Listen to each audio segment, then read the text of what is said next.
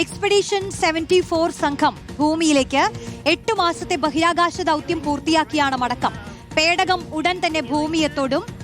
ഇപ്പോൾ ആ ദൃശ്യങ്ങളാണ് പ്രേക്ഷകർ കണ്ടുകൊണ്ടിരിക്കുന്നത്. That is good news, guys. Confirmation from the crew themselves that they are all feeling good, great, and amazing upon their return to Earth. Again, expecting touchdown less than 9 minutes from now.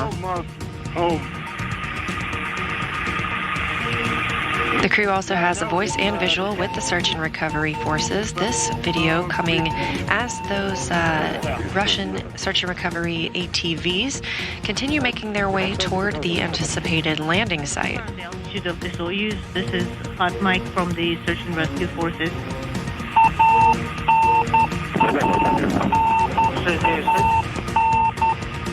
Unintelligible.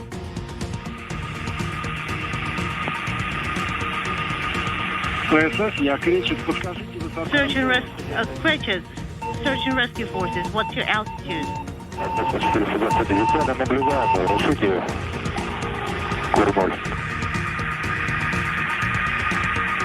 Hot Mike. Слышишь, кстати, что звук идет? Can you hear the noise?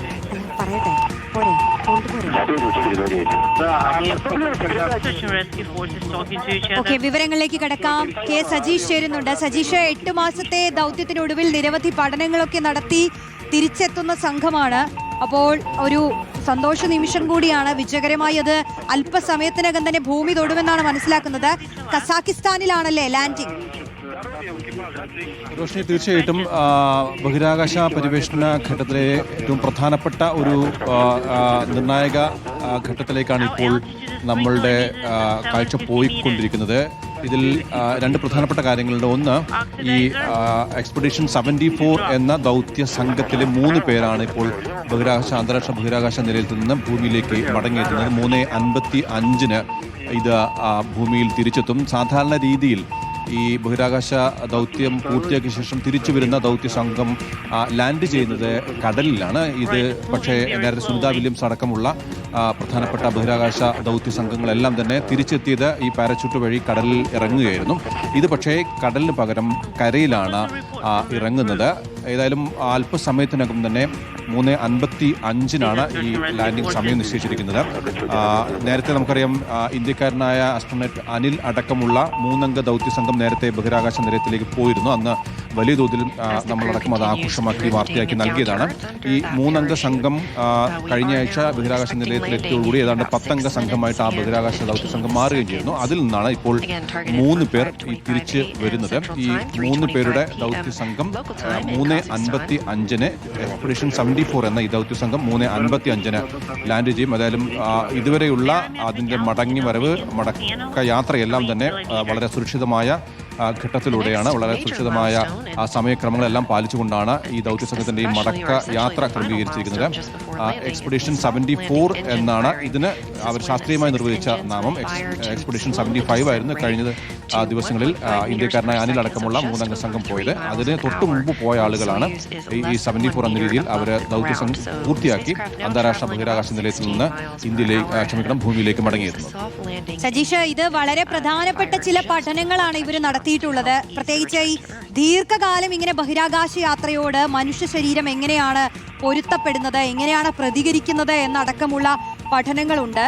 അപ്പോൾ ഈ ഡോക്ടർമാർക്ക് മനസ്സിലാക്കാൻ സഹായിക്കുന്ന വിവിധ പഠനങ്ങൾ ഈ സംഘം നടത്തിയിട്ടുണ്ടെന്നാണ് കരുതുന്നത്. മറ്റൊന്ന്, ഈ ബഹിരാകാശവുമായി ബന്ധപ്പെട്ടതും ഭൂമിയിലുള്ളതുമായ ആരോഗ്യ പ്രശ്നങ്ങൾക്ക് നൂതന ചികിത്സാ മാർഗങ്ങൾ വികസിപ്പിക്കാൻ സഹായമാകുന്ന ഗവേഷണങ്ങളും ഈ എക്സ്പെഡീഷൻ 74 സംഘം നടത്തിയിട്ടുണ്ട്.